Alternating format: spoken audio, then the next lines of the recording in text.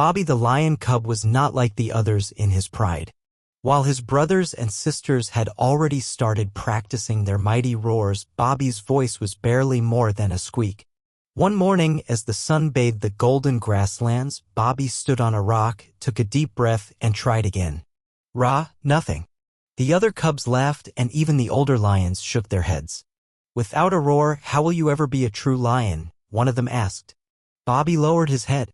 He didn't know the answer. But deep inside, he felt something calling him, something far away. That night, as the stars twinkled above, Bobby made a decision. If his roar was lost, he would find it. And so, his greatest adventure began. Bobby's first stop was the Whispering Valley, where the winds were said to carry secrets.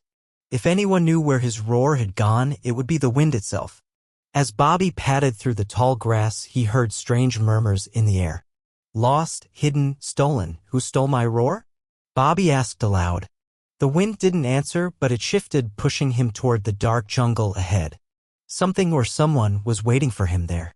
Inside the jungle, Bobby met Zuri the monkey, a mischievous trickster who swung from tree to tree. I know where your roar went. Zuri grinned. But I won't tell you for free. What do you want? Bobby asked. Zuri rubbed his chin. Bring me the golden mango from the forbidden tree and I'll tell you everything. Bobby hesitated. The forbidden tree was said to be guarded by something terrifying. But he had no choice. With a deep breath, he stepped deeper into the jungle. Bobby found the golden mango tree, its branches twisting like claws under the moonlight. As he reached for the fruit, a low growl rumbled from the shadows. A giant black panther emerged, its green eyes glowing. No one takes from this tree, the panther snarled.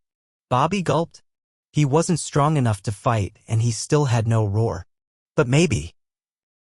He didn't need to fight. Maybe he needed to think. Instead of running, Bobby stood his ground. If you let me take one mango, I'll tell the entire jungle how strong and fearsome you are, he said. The panther blinked. Go on. You guard this tree better than any creature ever could, Bobby continued. But no one talks about it because they never return. If you let me go, everyone will know your name. Shadowfang, the mighty guardian. The panther's tail flicked. Then slowly he nodded. Take one, but only one. Bobby plucked the mango and ran. Zuri the monkey was delighted. You're braver than you look, he laughed, tossing the mango in the air.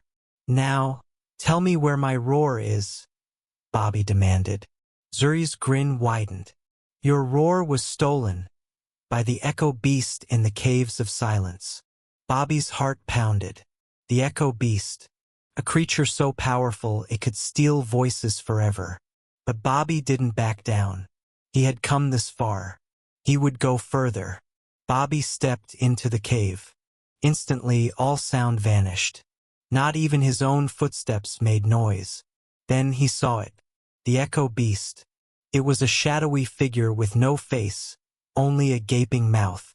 And in that mouth, Bobby saw something glowing. His roar. He had to take it back. But how do you fight something you can't even hear? Bobby didn't fight. He stood tall. And then, without fear, he opened his mouth and roared without sound. The echo beast shuddered. It had stolen Bobby's voice, but not his spirit. The glowing roar burst out of the beast's mouth and rushed back into Bobby's chest. And this time, when he roared, the entire cave shook. Bobby's roar was back, and it was stronger than ever. Bobby returned to the pride. When he roared, the trees trembled, and the other cubs stared in awe. Even the elders nodded in approval. Bobby wasn't just a lion anymore. He was Bobby the Brave, and his roar would be remembered forever.